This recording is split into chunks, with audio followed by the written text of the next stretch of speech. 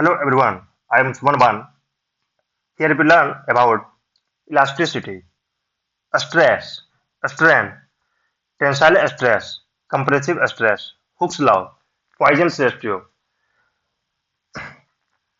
So elasticity is the property of a material. When material regain its original position after removing the external force, a body is said to be perfectly elastic.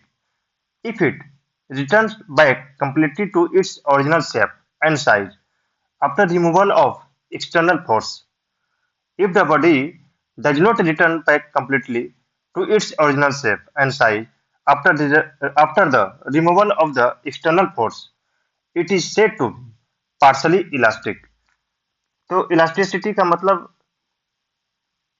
क्या हुआ कि यदि एक body है जिसका length यल है, यदि हम इस पर एक्सटर्नल फोर्स पी लगा रहे हैं तो इस बॉडी का लेंथ कुछ इलोंगेट होगा, बढ़ेगा। फोर्स लगा रहे हैं तो मानते हैं कि इसका बॉडी का लेंथ डेल्टा एल बढ़ा। यदि इस एक्सटर्नल फोर्स को कुछ टाइम के बाद हम इसको हटा लेते हैं, हटाने के बाद भी इस बॉडी का लेंथ बैक यल में ही आ गया, इसका लेंथ यल में आ गया, मतलब जो डिफॉर्मेशन डेल्टा यल हुआ था वो बैक यल में हो गया। फोर्स हटाया फिर बैक यल लेंथ हो गया। तो इसका मतलब क्या हुआ कि वो बॉडी जो है इलास्टिक है, बॉडी का डिफॉर्मेशन नहीं हो रहा है। यदि बॉडी का लेंथ यल स्टार्टिंग में था, फोर्स लगाया डेल्टा यल हो गया, तो total length L plus delta L हो गया। यदि इस बॉडी का पर फोर्स पी को हटा भी लेते हैं और इसका लेंथ टोटल यल प्लस डेल्टा यल रह जाता है, इसका मतलब वो बॉडी इलास्टिक नहीं है।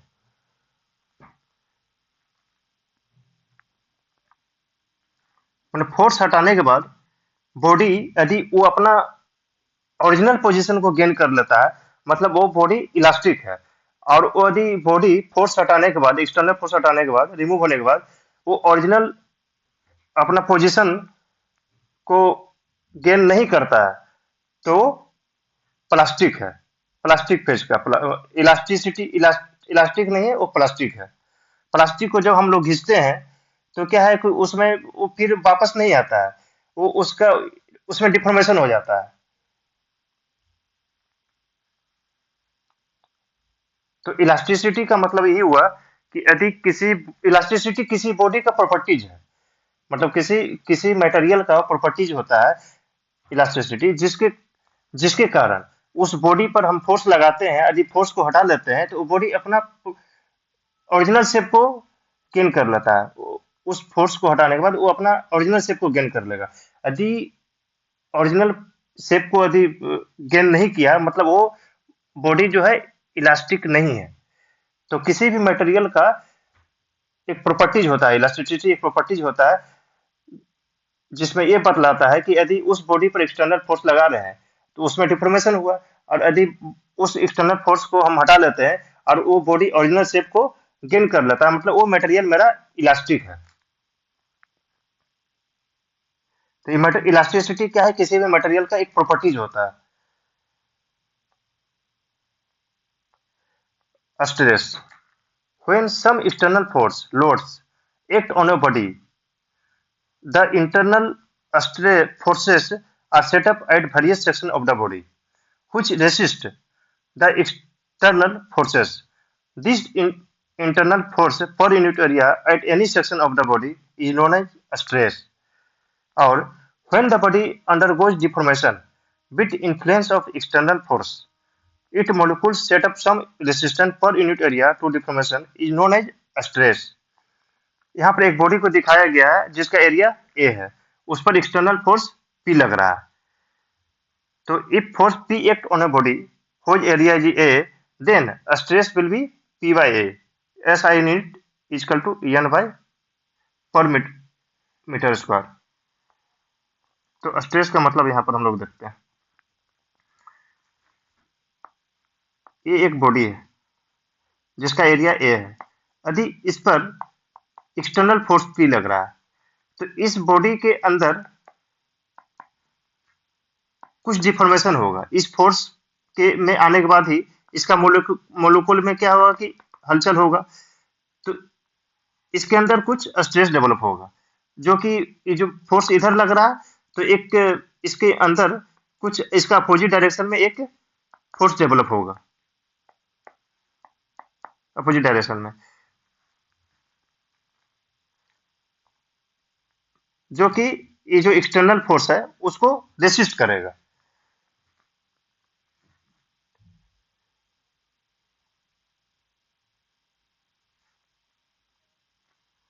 तो यहाँ पर क्या, when the body undergo deformation with influence of external force, it molecules set up some resistance per unit area to deformation।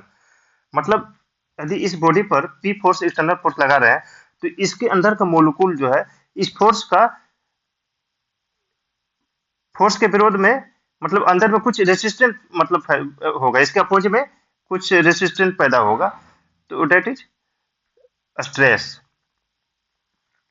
होता है ना कि जब हमको कोई फोर्स अपोजिट मतलब किसी बॉडी पर लग रहा है तो बॉडी के अंदर कुछ स्ट्रेस पैदा होता है, मतलब उसको अपोज करता है।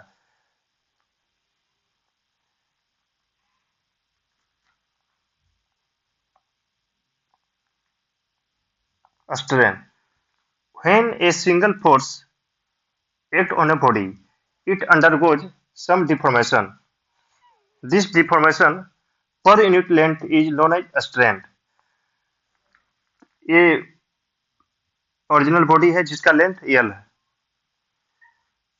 इस पर फोर्स पी लगाए तो इसका लेंथ में डिफॉर्मेशन, टेंसाइल फोर्स लग रहा है डेल्टा एल, इसका लेंथ बढ़ गया तो इसका स्ट्रेंथ जो होगा डेल्टा एल बाई एल होगा। तो इसका चेंज ऑफ लेंथ कितना हुआ, delta L, original length L था, फोर्स के इफेक्ट में इसका लेंथ डेल्टा एल चेंज हो रहा था, तो स्ट्रेंथ का मतलब क्या हुआ डेल्टा एल बाई एल।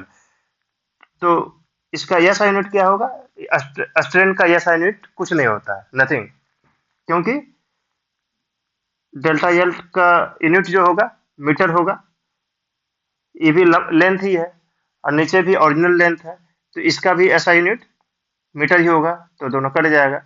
तो स्ट्रेन का इस तरह से स्ट्रेन का कोई यूनिट नहीं होता। तो स्ट्रेन का क्या मतलब है, यहाँ पर एक बार और देख लेते हैं। ये एक बॉडी है जिसका लेंथ 4 मीटर है, इस पर फोर्स 5 न्यूटन का लग रहा है। स्टार्टिंग में इसका लेंथ 4 मीटर था, जब फोर्स 5 न्यूटन का लगा तो कंसीडर करते हैं कि इसका लेंथ जो है 0.5 मीटर बढ़ गया, मतलब डिफॉर्मेशन हो गया 0.5 का, तो इसका स्ट्रेंथ कितना हो गया, deformation by L, original length deformation 0.5 हुआ, ओरिजिनल लेंथ 4 हो गया, तो स्ट्रेंथ इतना हो गया।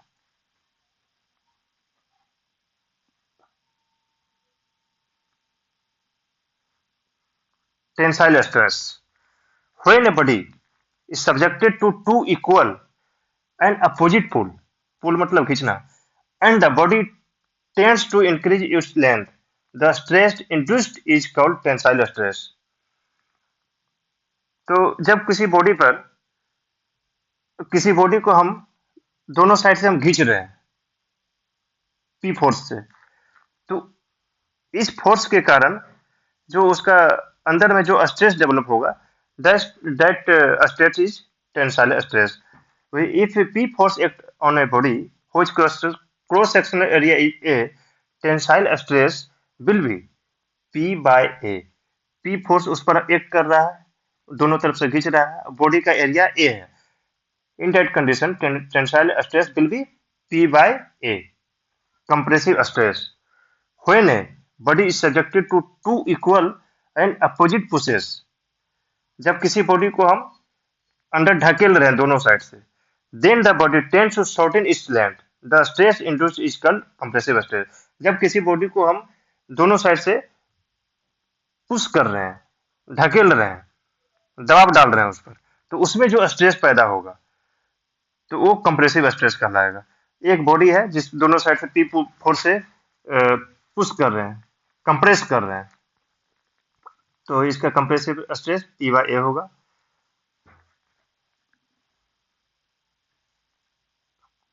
इस तरह हम लोग देखते हैं कंप्रेसिव स्ट्रेस को, यहाँ पर देख लेते हैं।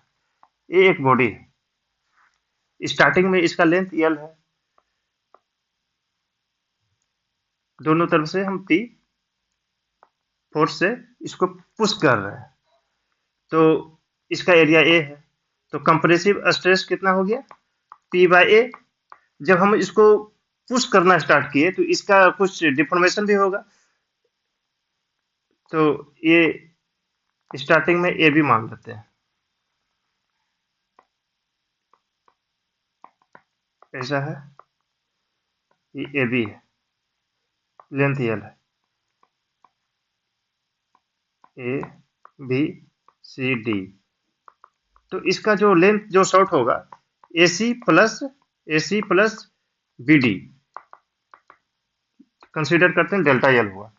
तो इसका जो कंप्रेसिव स्ट्रेंथ होगा, compressive strength delta L by L, मतलब जो डिफॉर्मेशन हुआ, जो लेंथ इसका कम हुआ, delta L A C plus D B, और इसका ओरिजिनल लेंथ कितना था एल, तो compressive strength delta L by L हुआ।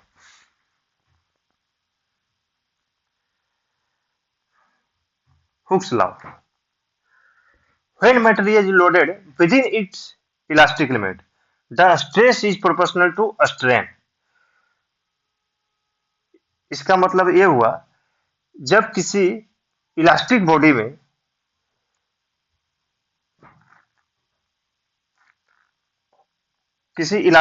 पर कुछ फोर्स लग रहा है, और वो जो फोर्स लग रहा है इतना ही लग रहा है। अब यहाँ पर एक चीज और समझने वाला चीज है कि यहाँ पर एक चीज और बताता हूँ,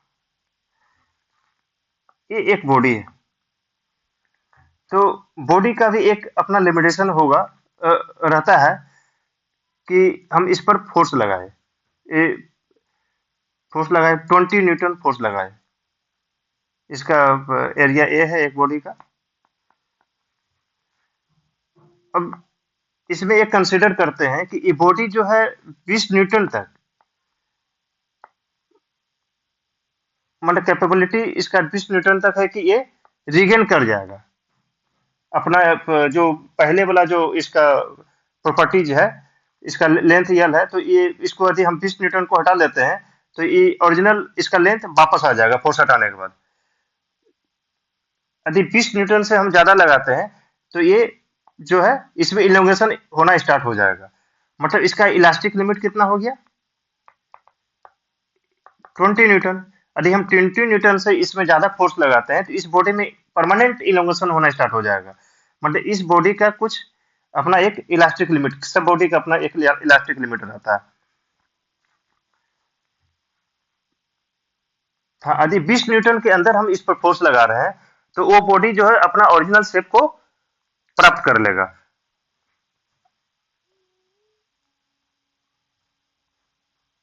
तो यहाँ पर हम हुक्स लॉ क्या बताता है, when material is loaded within its elastic limit, the stress is proportional to the strain। तो यदि ये बॉडी है, इसका यदि इसका एक इलास्टिक लिमिट के अंदर इस पर हम फोर्स यदि लगाते हैं, उस फोर्स के कारण जो स्ट्रेस डेवलप होगा, वो स्ट्रेस जो है स्ट्रेन का प्रोपोर्शनल होगा। जब उसमें फोर्स लगाएंगे तो उसका डिफॉर्मेशन भी होगा, तो stress by strain equal to constant. लेकिन यहाँ पर जो क्राइटेरिया जो दिया हुआ इलास्टिक लिमिट, इस इलास्टिक लिमिट के अंदर ही सारा कुछ हो रहा है, फोर्स लग रहा है।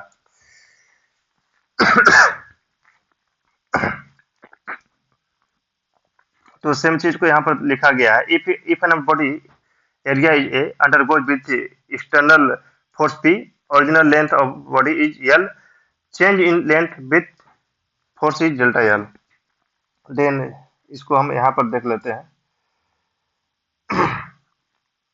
यदि एक बॉडी है जिस पर एक्सटर्नल फोर्स पी है, ओरिजिनल बॉडी जिसका लेंथ एल है, एरिया ए है, इस पर फोर्स पी लगा रहे हैं, इसका डिफॉर्मेशन डेल्टा एल हुआ, तो stress equal to P by A, strain equal to delta L by L.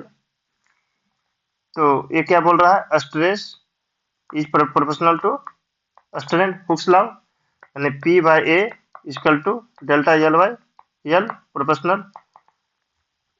Proportional को हटाएंगे जब एक कांस्टेंट यहाँ पर डालेंगे, डेल्टा एल बाई एल। तो ये पी जो ही यहाँ पर यंग्स मॉडुलस ऑफ इलास्टिसिटी कहलाता है। तो P L by A delta L equal to E, ये फॉर्मूला यहाँ पर निकाला गया है। तो E is constant that is called as Young modulus of elasticity or modulus of elasticity. Poisson's ratio. If a body is stretched within its elastic limit, एक body यहाँ पर इलास्टिक लिमिट है, मतलब जो इसके पहले हम लोग समझे, the ratio of the lateral strain and linear strain will be constant. अब इसको यहाँ पर हम लोग देखते हैं पॉइजनस रेशियो क्या होता है। यदि एक बॉडी है जिसका लंबाई एल है, इसका कुछ विड्थ भी होगा बी है, इस पर यदि हम एक्सटर्नल फोर्स बाहर पी लगाते हैं तो इसका लंबाई में कुछ इनोगेशन होगा इस फोर्स के इफेक्ट में, तो इसका कुछ जो चौड़ाई है लेटरल वाला, ये भी आपका घटेगा डेल्टा बी, इसमें भी कुछ चेंज होगा। जब ये लंबा होगा तो ये छोटा होगा, तो ये lateral strain by linear strain equal to constant, that is मतलब lateral strain by linear strain ही पॉइजन रेशियो कहलाता है, कांस्टेंट नहीं, पॉइजन रेशियो।